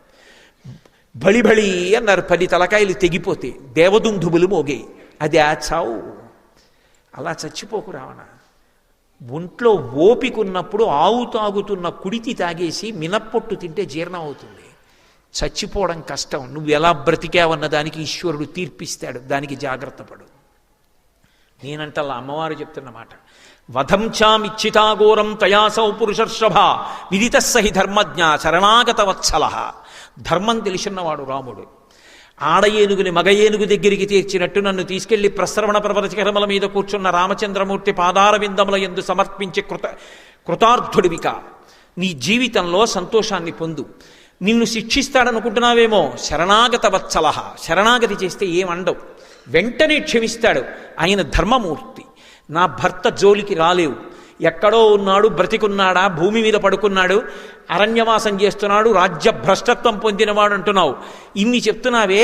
నహి గ్రంథముపాఘ్రాయ రామలక్ష్మణయోస్త్వయ శునాశార్దూలయోరివా శక్త్యా సందర్శనే స్థాతుం శునాశార్దూలయోరివా. మరి అటువంటి వాడివి, అంత బలం ఉన్నవాడివైతే రామలక్ష్మణులు ఆశ్రమంలో ఉండగా ఓడించి నన్ను ఎందుకు ఎత్తుకురాలా? మారీచుణ్ణి తీసుకొచ్చి మిషపెట్టి రాముణ్ణి తీసుకెళ్ళి హా సీత హా లక్ష్మణ అని రాముడి కంఠంతో అరిపించి లక్ష్మణుణ్ణి దూరం చేసి పిరికి వాళ్ళే నన్ను ఎత్తుకొచ్చావే. పెద్ద పులి వాసన వస్తే పారిపోయిన కుక్కలా రాముడి పేరు చెప్తే పారిపోతావే. నా దగ్గరికి వచ్చి డాంబికాలు పలుకుతావా? నాకు తెలియదా రాముడు ఎటువంటి వాడో? నీకు తెలీదా? రాముడు వస్తే నిలబడగలవా? రామలక్ష్మణులు వచ్చి తమ యొక్క బంగారు ధనస్సులకు బాణములను సంధించి విడిచిపెడితే అగ్ని కక్కుకుంటూ లంక మీద రామలక్ష్మణుల యొక్క నామములు వ్రాయబడినటువంటి బాణములు వచ్చి పరంపరాగతంగా పడిపోతుంటే పరంపరగా నిలబడగలిగిన మనగాడు ఉన్నాడు ఆ లంకలో. భీరు అంటాడు ఆవిడ భీరు. రావణ, దిద్దుకో జీవితాన్ని. అక్కర్లేని విషయాల జోలికి వెళ్లకు, నిష్కారణంగా పాడైపోతావు. కాబట్టి ఇప్పటికైనా నా మాట విను, రాముడికి నన్ను అప్పచెప్పు. అసందేశాత్తు రామశ్చాతపశ్చానుపాలనాత్ నత్వాం కుర్మి దశగ్రీవా భస్మ భస్మార్హి తేజస. నేను నిన్ను చంపలేననుకుంటున్నావేమో, నా పాతివ్రత్య శక్తి చేత ఇప్పుడే నిన్ను నిలువున బూది కుప్పగా మారుస్తాను. కానీ మనుష్యకాంతగా ప్రవర్తిస్తూ పాతివ్రత్యాన్ని అవలంబిస్తున్నాను. నా భర్త ఆదేశిస్తే తప్ప నన్ను నేను రక్షించుకోకూడదు. నా భర్త వచ్చి నన్ను రక్షించాలి. అది పతివ్రతాధర్మం. అందుకని రాముడు వచ్చి నిన్ను చంపాలని వదిలిపెట్టాను తప్ప చేత కాక నిన్ను బ్రతకనివ్వలేదు. జ్ఞాపకం పెట్టుకో. ఇటువంటి మాటలు ఆ తల్లికి చెప్తుంటే ఆవిడ భీరు అండే. ఆ తల్లి చెప్తుంటే విన్నాడన్నీ. ఎక్కడ లేని కోపం వచ్చింది. సీత కామానికి ఒక దుర్గుణం ఉంటుంది, కామానికి నీడలా ప్రేమ ఉంటుంది. కామించిన వస్తువు తిరగబడినా ఏమీ చెయ్యలేము, ఎందుకంటే దాని మీద ఉన్న మమకారం అటువంటిది. నువ్వు ఎన్ని మాట్లాడినా నిన్ను నేనేం అనలేకపోయాను. నేటికి 2 నెలలు గడువిస్తున్నాను. 2 నెలలలో నా పాన్పు చేరావా? చేరుతావు. చేరలేదా? 2 నెలల గడువైపోగానే ప్రాతకాల వేళ నిన్ను వధించి వండి తీసుకొచ్చి నా ప్రాతకాల భోజనంలో వడ్డిస్తారు అని అక్కడ ఉన్న రాక్షసీ స్త్రీల వంక చూసి విపరీతమైన ఆగ్రహం పొందాడు. మీరు నయాన చెప్తారో భయాన చెప్తారో, ఎంత దారుణమైన మాట వాడాడో తెలుసా? సామము దానము భేదము వాడండి, అవసరమైతే దండోపాయం వాడండి, ఆమె నా పాన్పు చేరాలి, ఇది మీకు నా ఆజ్ఞ, మళ్ళీ మళ్ళీ ప్రయత్నం చెయ్యండి అని. అప్పటి వరకెందుకు, ఇప్పుడే చంపేస్తానని కత్తెత్తాడు. ఎత్తగానే ధాన్యమాలిని అనేటటువంటి భార్య పరుగు పరుగున వచ్చి, నీ యందు అనురక్త కానటువంటి ఈ మనుష్యకాంతతో నీకేమి సంతోషం ఉంటుంది? నీ యందు అనురక్తమైనటువంటి భార్యలు ఎందరమో ఉన్నాం, మాతో భోగించమని తీసుకెళ్ళిపోయింది. శ్రీరామాయణంలో ఇది అద్భుతం. ఎక్కడ రామాయణం అయిపోతుందని మీరు అనుకుంటారో అక్కడ ఒక స్త్రీ పాత్ర వస్తుంది, వచ్చి రామాయణాన్ని కొనసాగిస్తుంది. మీరు చూడండి, అసలు రామాయణం ఎక్కడ పూర్తయిపోవాలంటే సీతారామ కళ్యాణం తర్వాత రామాయణం అయిపోయింది. యవరాజ్య పట్టాభిషేకం చేసేస్తే మందర బయలుదేరింది కాబట్టి సీతారాములు అరణ్యవాసానికి వచ్చారు. అరణ్యవాసం అయిపోతోంది, ఇంటికి వెళ్ళిపోతారు. శూర్పణక బయలుదేరింది, రావణాసురుడికి చెప్పింది. రావణాసురుడు వచ్చి సీతాపహరణం చేశాడు. సీతమ్మ ఉరేసుకు చచ్చిపోతానంది. ఏమయ్యుండేదో రామాయణం. త్రిజట లేచొచ్చి త్రిజటా స్వప్నం చెప్పింది. అలాగే రావణుడు కత్తెత్తాడు, అమ్మవారి మీదకి వస్తే ఏమయ్యుండేదో ధాన్యమాలిని అడ్డొచ్చి వెనక్కి తీసుకెడుతుంది. అలాగే రాముడు బ్రహ్మాస్త్రం చేత మరణించాడు అని చెప్పి ఆవిడ్ని పుష్పక విమానంలో తీసుకొచ్చి చూపించారు. ఆవిడ నిజంగా రాముడి శరీరం వదిలిపెట్టాడు అనుకుని గుండెలు బాదుకుని ఏడ్చింది. ఏమయ్యుండేదో త్రిజట సరమ చెప్పింది. వైధవ్యాన్ని పొందితే పుష్పక విమానం మొయ్యదు, నీవు వైధవ్యం పొందలేదు, రాముడు మూర్ఛిల్లాడంతే, తేరుకుంటాడమ్మా, ఆయన మరణించలేదని చెప్పింది. మళ్ళీ సూర్యోపాసన చేసింది. రామాయణం ఎక్కడ అయిపోతుందనుకుంటామో అక్కడ ఒక స్త్రీ వచ్చి రామాయణాన్ని కొనసాగింపజేస్తుంది. అది రామాయణంలో ఒక వైచిత్రి. అందుకని ధాన్యమాలిని వచ్చి రావణాసురుడిని లోపలికి తీసుకెళ్ళిపోయింది. ఇక్కడ ఉన్నటువంటి రాక్షస స్త్రీలు ఆమె చుట్టూ చేరారు. చేరి రకరకాలుగా మాట్లాడుతున్నారు. అసలు వాళ్ళని చూస్తేనే బతుకున్నవాడు చచ్చిపోతాడు. లంబకర్ణ లలాటంచ లంబోదర పయోధరాం లంబోష్ఠీం లంబచుబుకాం లంబాస్యాం లంబజానుకాం వికృత పింగళ కాళీ క్రోధన కలహప్రియ, వాళ్ళ పేర్లు అలా ఉంటాయి. ఎంత పెద్ద లిస్ట్ ఇచ్చారో మహర్షి. లంబకర్ణ లలాటంచ, ఒక దానికి పెద్ద చెవి, ఓ దానికి పెద్ద బుగ్గ, ఓ దానికి జారిపోయినటువంటి గడ్డం, ఓ దాని పెదివి పొట్ట వరకు వేలాడుతుంటుంది, ఓ దానికి పెద్ద పొట్ట, ఓ దానికి పంది ముఖం, ఓ దానికి ఆవు చెవి. అసలే కష్టంలో ఉన్నవాళ్ళు వీళ్ళ వంక చూస్తే బ్రతికున్న వాళ్ళు కూడా చచ్చిపోతారు. అంత భయంకరమైన ఆకృతులతో ఉన్న వాళ్ళందరూ చుట్టూ ఉన్నారు. ఉండి పింగళ క్రోధన కాళీ కలహప్రియ, దెబ్బలాట పెట్టుకుందామని చూసేవాళ్ళు ఒకళ్ళు, కోపంతో ఉండేవాళ్ళు ఒకళ్ళు, ఇటువంటి వాళ్ళందరూ చుట్టూ చేరి ఉన్నారు. ఇటువంటి స్థితిలో, ఇలా ఉన్నటువంటి స్థితిలో రావణాసురుడు ఆజ్ఞ ఇచ్చి వెళ్ళాడు కదూ. వాళ్ళందరూ దగ్గరికి వచ్చారు. సీతమ్మ, చాలు నీ పాతివ్రత్యం, ఏదో మనుష్యుడికి భార్య అయ్యావు, రాముడు గొప్పవాడన్నావు, రాముడికి భార్యనన్నావు, ఏకపత్నీ వ్రతం అన్నావు, పాతివ్రత్యం అన్నావు, బాగుంది. ఎవరో తెలుసా రావణాసురుడు? విశ్రవసో బ్రహ్మ యొక్క కుమారుడు, 3 లోకములను గెలిచినవాడు, ఇంద్రుణ్ణి గెలిచినవాడు, దేవతల్ని శాసించినవాడు. అటువంటి మహానుభావుడు కోరి కోరి నిన్ను భార్యని చేసుకుంటానంటే బెట్టు చేస్తావే? మా మాట విని ఇప్పటికైనా ఆయన పాన్పు చేరన్నారు. ఆ తల్లి ఏడుస్తూ అంది, నేను మనుష్యకాంతని, పాతివ్రత్యాన్ని అవలంబించేదాన్ని, రామచంద్రమూర్తి ఇల్లాలిని. దీనోవా రాజ్యహీనోవా యోమే భర్త సమే గురు తం నిత్యమనురక్తాస్మి యథారూపాం యథా సూర్యాం సువర్చల. నేను దీనుడు కానివ్వండి, రాజ్యహీనుడు కానివ్వండి, నా భర్త నాకు పరదైవం. ఆయనని వినా వేరొక పురుషుణ్ణి భర్తృస్థానంలో నేను ఊహించను. ఎడమకాలి బొటనవేలుతో కూడా తాకను. నా శరీరం బద్దలగొట్టేయండి, కత్తులతో నరికేయండి, అగ్నిహోత్రంలో పారేయండి, నేను మాత్రం రావణుడి పాన్పు చేరను. శ్రీమతి కపిలుణ్ణి ఎలా అనుసరిస్తుందో, అరుంధతి వశిష్ఠుణ్ణి ఎలా అనుసరిస్తుందో, లోపాముద్ర అగస్త్యుణ్ణి ఎలా అనుసరిస్తుందో, దమయంతి నలచక్రవర్తిని ఎలా అనుసరించిందో, శచీదేవి ఇంద్రుణ్ణి ఎలా అనుసరిస్తుందో, రోహిణి చంద్రుణ్ణి ఎలా అనుసరిస్తుందో, అలా నా భర్తని అనుసరించేదానినే కానీ ఇవాళ కష్టంలో ఉన్నాడని భర్తని విరిచి పరపురుషుడి యొక్క చెంత చేరేటటువంటి దుష్టమైన స్వభావం ఉన్నదానను కాను. మీరు నాతో ఇలా మాట్లాడకూడదు, చాలా పొరపాటు చేస్తున్నారు, ఇలా మాట్లాడవద్దని చెప్పింది. కానీ అక్కడ ఉన్నటువంటి స్త్రీలలో, ఆ రాక్షస స్త్రీలలో హరిజట అని ఒక స్త్రీ, దానికి ఎక్కడ లేని కోపం వచ్చింది. రావణాసురుడు ఈ సీతమ్మని అపహరించి లంకాపట్టణానికి తీసుకొచ్చినప్పుడే నా నోరు ఊరింది, ఎప్పుడిప్పుడు తిందామా అని చూస్తున్నాను. మనం తర్వాత దెబ్బలాడుకోవడానికి వీల్లేదు, ఈమె పీక నొక్కేద్దాం, చచ్చిపోతుంది, మానవకాంత ఉపవాసం చేసి చచ్చిపోయిందని రావణుడికి చెప్దాం, మీరు పంచుకు తినండి అంటాడు. తర్వాత శరీరాన్ని భాగాలు వేసుకోవడంలో దెబ్బలాడుకోవడానికి వీల్లేదు. ఇప్పుడే చెప్తున్నాను, గుండె శరీరంలోంచి కింద పడిపోకుండా పట్టుకుని ఉంచేటటువంటి వ్యవస్థ నాది, తల నాది, నడు నీది, కాళ్ళు నీవి, వాటాలు వేసేసుకున్నారు. మంచి శక్తివంతమైన కళ్ళు తీసుకురండి, ఈ మనుష్య స్త్రీని చంపి ముక్కలు చేసుకు తినేద్దాం, ఆ తర్వాత కళ్ళు తాగుదాం. నికుంభల అని వాళ్ళకు ఒక దేవత, ఆ దేవతకి ప్రీతి కలిగేటట్టుగా మనందరం తాండవం చేద్దాం. కాబట్టి రావణుడి దగ్గరికి వెళ్ళి ఈమె మరణించిందని చెప్పండి, కళ్ళు తీసుకురండి, కత్తులు తీసుకురండి, ముక్కలు చేద్దామన్నారు. ఏ తల్లి? రామచంద్రమూర్తి ఇల్లాలు, అంతటి మహాపతివ్రత. ఈ మాటలు విని తల్లడిల్లిపోయి వేట కుక్కల మధ్య ఉండిపోయినటువంటి ఒక లేడి పిల్ల ఎలా చూస్తుందో అలా చూసి కందుల నీరు కారుస్తూ ఏడుస్తోంది. చూస్తున్నారు పైనుంచి మహానుభావుడన్నీ, ఏం జరుగుతుందని గమనిస్తున్నారు. ఇంతలో ఆ తల్లి అలా ఏడుస్తోంది, వీళ్ళందరి వంక చూసి.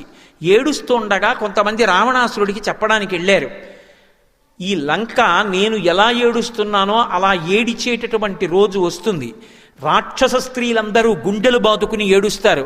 ప్రతి ఇంటి గడపలోంచి ఒక పీనుగు వెళ్ళిపోతుంది. శవాలు కాల్చినటువంటి పొగలతో లంకాపట్టణం అంతా నిండుకునేటటువంటి రోజు వస్తుంది.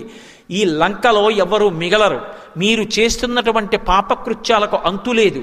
మీ మాటల చేత నన్ను ఇంత బాధ పెట్టారని సీతమ్మ ఆక్రోశించి మాట్లాడి కౌసల్యని, సుమిత్రని, కైకమ్మని, రాముణ్ణి, లక్ష్మణుణ్ణి తలుచుకుని బాధపడుతోంది. ఆ బాధపడుతున్న సమయంలో అకస్మాత్తుగా త్రిజట అనేటటువంటి ఒక రాక్షస స్త్రీ లేచింది. లేచి, నేను రాత్రి నిద్రపోయాను, తెల్లవారుజామున నాకు ఒక భయంకరమైన కలొచ్చింది. మీరు ఏదో తొందరపడి సీతమ్మని సంహరిస్తాం అంటున్నారు. తొందరపడకండి. నేను కలలో ఒక విచిత్రమైన విషయం చూశాను. ఉత్తర క్షణం మీరందరూ సీతమ్మకి నమస్కరించండి, లేకపోతే నిష్కారణంగా పాడైపోతారు, నా మాట వినండి అంది. ఏం చూశావు, ఏం జరిగిందన్నారు. నేను కలలో చూసినటువంటి విచిత్రం, యుక్తాం హంససహస్రేణ స్వయమాస్తాయ రాఘవ లక్ష్మణేన సహభ్రాత వైదేహ్యా చపి భార్యయా. 1000 హంసలు మోస్తున్నటువంటి శిబిక మీద రామచంద్రమూర్తి తెల్లటి బట్టలు కట్టుకుని, తెల్లటి మాలలు వేసుకుని లక్ష్మణస్వామి పక్కన నిలబడి సేవిస్తుండగా వచ్చాడు. ఈ సీతమ్మ ఒక పర్వత శిఖరం మీద నిలబడింది.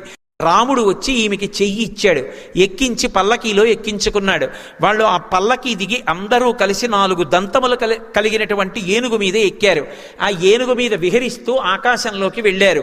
ఈ సీతమ్మ సూర్యుణ్ణి, చంద్రుణ్ణి ఇద్దరినీ చేత్తో ముట్టుకుని స్పృశించి ఒక్కసారి వాళ్ళని తుడిచింది. తర్వాత వాళ్ళు మళ్ళీ ఆ ఏనుగు మించి కిందకి దిగి 8 వృషభములు పూంచినటువంటి రథం మీద ఎక్కారు. నాకప్పుడు రాముడుగా కనపడలేదు.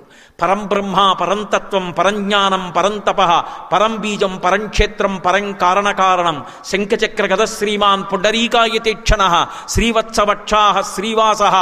ఆయన సాక్షాత్తుగా పరబ్రహ్మ, పరంజ్ఞానం, పరం బీజం, పరంక్షేత్రం, పరం కారణకారణం, శంఖచక్ర గదా పద్మములను పట్టుకుని, పీతాంబరాన్ని కట్టుకుని, వనమాలతోటి, కౌస్తుభమణితోటి, జలధరదేహు నాజాను చతుర్బాహు సరసీరు హక్షు విశాలవక్షు జారు గదా శంఖచక్ర పద్మ విలాసు కంఠ కౌస్తుభమణి కాంతిభాను కమనీయ కటిసూత్ర కంకణ కైయూర శ్రీవత్సలంచనంచిత విహారు మరుకుండల ప్రభాయుత కుంతల లలాటు వైఢూర్య మణిగణ వరకిరీటు అని భగవానుణ్ణి విష్ణువుని వర్ణించినంత సౌందర్యంతో ఆయన నాకు వాళ్ళు ఎక్కినటువంటి ఆ 8 తెల్లటి ఆబోతుల రథం మీద కనబడ్డారు.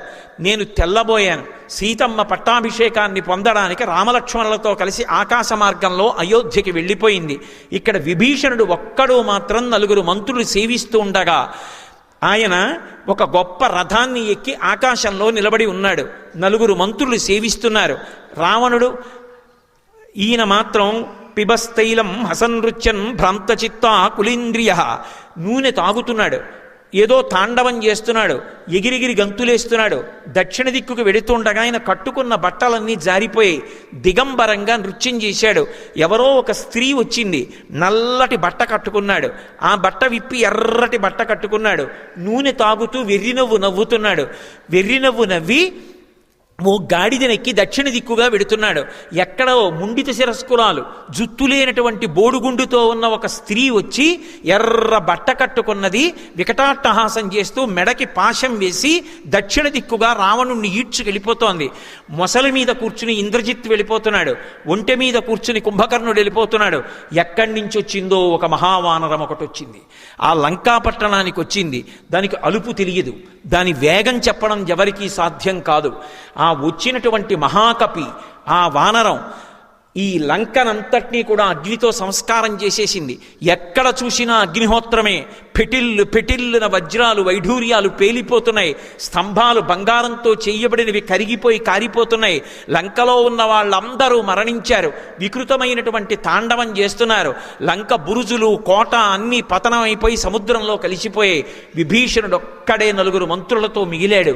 భయంకరమైన కల చూశాను. కొద్ది రోజులలోనే ఈ సీతమ్మకి శుభమున్నది, నన్ను నమ్మండి, ఈమె పట్టాభిషేకాన్ని పొందుతుంది. తెల్లవారుజామునొచ్చినటువంటి కలలో ఏ స్త్రీ సూర్యచంద్రుల్ని ముట్టుకుందో ఆమె తప్పకుండా పట్టాభిషేకాన్ని పొందుతుంది. ఈమె తప్పకుండా తొందరలో భర్తని పొందుతుంది అనడానికి సాక్ష్యం అదిగో ఆ తల్లి యొక్క ఎడమ భుజం పొంగి అదురుతోంది, ఎడమ కన్ను అదురుతోంది, ఏనుగు తొండం లాంటి ఆమె ఎడమ తొడ అదురుతోంది. ఇవన్నీ చాలవన్నట్లు పక్షీచ శాఖానిలయ ప్రహృష్ట పునశ్చోత్తమ సంత్వమాది సుస్వాగతాం వాచ ముదీరయాన పునశ్చోదయతివ హృష్ట. అదిగో చెట్టు మీద పక్షి కూస్తోంది. ఆ పక్షి అలా కూస్తోంది అంటే తొందరలో ఆ చెట్టు కింద ఉన్నటువంటి స్త్రీ ఎవరుంటుందో ఆ వంజుళకము అంటారు. పూర్వం శకున శాస్త్రం, ఒక్కొక్క చెట్టు మీద ఒక్కొక్క పిట్ట కూసింది అంటే దానికి ఒక ఫలితం ఉంటుంది. ఆ ఏ స్త్రీ భర్తృవియోగంతో భర్త పక్కన లేడని తిరిగి రావాలని బాధపడుతూ కూర్చునుందో ఆ చెట్టు మీద కూర్చున్నటువంటి పక్షి కూత కూస్తే తొందరలో ఆమె భర్తృ సమాగమాన్ని పొందుతుందని గుర్తు. అదిగో చెట్టు మీద పక్షి కూర్చుంది. పక్షీచ శాఖానిలయ ప్రహృష్ట, మంచి సంతోషంగా ఉంది. పునశ్చోత్తమ సంత్వమాది, అదిగో పక్షి కూత వినండి. తొందరలో నీ భర్త నీ దగ్గరికి వస్తాడు అని చెప్పకనే చెప్తున్నట్టుగా ఆమెకి ఊరట కలిగేటట్టుగా పక్షి కూత కూస్తోంది. కాబట్టి నన్ను నమ్మండి, సీతమ్మ మహాపతివ్రత. ఆమె దగ్గరికి వెళ్ళి ఒక్కసారి నేల మీద పడి నమస్కారం చేస్తే చాలు. సాష్టాంగం కూడా చెయ్యక్కర్లా, అభివాదం చెయ్యక్కర్లా, ప్రవర చెప్పక్కర్లా. ప్రణిపాత ప్రసన్నాహి మైథిలీ జనకాత్మజ అలమేషా పరిత్రాతుం రక్షస్వో మహతో భయాత్. ఆవిడ దగ్గరికి వెళ్ళి స్వర్ణదండం పడిపోయినట్టుగా నేల మీద పడిపోయి నమస్కరించినంత మాత్రం చేత మనని నమ్ముకున్న వెనకవారిని కూడా కాపాడగలిగినటువంటి తల్లి రామచంద్రమూర్తికి చెప్పి రక్షిస్తుంది. కరుణామూర్తి, నా మాట నమ్మండి, మీ ఉద్రేకాన్ని ఆపుకోండి, ఆమె జోలికి వెళ్ళకండి, ఆమెని చంపుతాం తింటాం ఇటువంటి మాటలు అనకండి, నేల మీద పడి నమస్కరించండి ఆ తల్లికని చెప్పింది. రాక్షసులందరూ ఉపశాంతి పొందారు. ఆ తల్లి శిశుపావృక్షం యొక్క మూలం దగ్గరికి వచ్చింది. త్రిజట చెప్పినటువంటి స్వప్న వృత్తాంతం చేత సీతమ్మకి తొందరలో శుభం జరగబోతోంది అనేటటువంటి మంచి మాట విని స్వామి హనుమ సంతోషంగా ఉన్నారు. సీతమ్మ ఊరట పొందింది, మనం కూడా చాలా ఊరట పొంది ఉన్నాం. ఈ మంగళప్రదమైనటువంటి సన్నివేశం దగ్గర ఇవాల్టి ప్రవచనాన్ని పూర్తి చేస్తున్నారు. ఈ సందర్భంగా నేను ఒక్క విషయం చెప్పవలసి ఉంటుంది. అసలు సుందరకాండ ఒక శ్లోకం కోసం వింటారు, అప్పుడు మంగళహారతి ఇవ్వాలి. వానరోహం మహాభాగే దూతో రామస్య ధీమతః అని. అది ఇంకొక శ్లోకం. మరి ఏమో కానీ ఈసారి నేను ఎప్పుడు ప్రవచనం చేసినా వేరు రకంగా ఏర్పాటు ఉంటుంది. ఇంకొకలా చేస్తాను ప్రవచనాన్ని, అంటే విభాగం చేసేటప్పుడు. ఈసారి ఎందుకో విభాగం చమత్కారంగా మారిపోయి ఇంకొకలా వచ్చింది సుందరకాండ. ఇంకొకలా వచ్చిందంటే నేను మూలాన్ని మార్చేసానని కాదు, విభాగం మారింది. మారడంలో ఏమైపోయిందంటే 2 అత్యంత శక్తివంతమైన ఘట్టములు 2 రేపే వచ్చేస్తున్నాయి. అందున 2 ఘట్టములకి కొబ్బరికాయలు కొట్టాలి, 2 ఘట్టములకి 2 మాటలు నీరాజనం ఇవ్వాలి. ఇస్తే మధ్యలోనైనా సరే కొబ్బరికాయ కొట్టి నీరాజనం ఇవ్వకుండా ప్రవచనం చేయకూడదు. అంత గొప్ప ఘట్టాలతో ఉన్నటువంటి సుందరకాండ భాగాన్ని రేపటి రోజున రామచంద్రమూర్తి యొక్క అనుగ్రహంతో, స్వామి హనుమ యొక్క అనుగ్రహంతో వాళ్ళు నా చేత పలికించినంత మేర పలుకుతాను. ఖచ్చితంగా రేపు సాయంకాలం 6:30 మళ్ళీ ప్రవచనం ప్రారంభం చేస్తాను. తిరిగి కలుసుకుందాం. మీకు మొదటి రోజే మనవి చేశాను, ఒక్కొక్కసారి 2 గంటలు దాటిపోవలసి ఉంటుందని. నిజానికి నాకు క్లేశమే. అదేమన్నా అంత సంతోషమా? ఓ సినిమా టైం అంతసేపు మాట్లాడడం అంటే ఉరప్పంజరం ఎంత నిప్పెడుతుంది, ఊపిరి పీల్చి వదిలి మాట్లాడి. అయినా ఏమిటో ఆ సుందరకాండ మీద ఉన్న అనురక్తి ఇలా చెప్పమంటే తెల్లారే వరకు చెప్తా. అందుకని మిమ్మల్ని కొంచెం ఎక్కువసేపు కూర్చోపెట్టవలసి వచ్చింది. మరోలా భావించకండి. మంగళాశాసనపరై మదాచార్య పురోగమై సర్వైశ్చ పూర్వైరాచార్యై సత్కృతాయాస్తు మంగళం. మంగళం కోసలేంద్రాయ మహనీయ గుణాత్మనే చక్రవర్తి తనూజాయ సర్వభౌమాయ మంగళం. ఉమాకాంతాయ కాంతాయ కామితార్థప్రదాయినే శ్రీగిరీశాయ దేవాయ మలినాథాయ మంగళం. సర్వం శ్రీ ఉమామహేశ్వర పరబ్రహ్మార్పణమస్తు. స్వస్తి.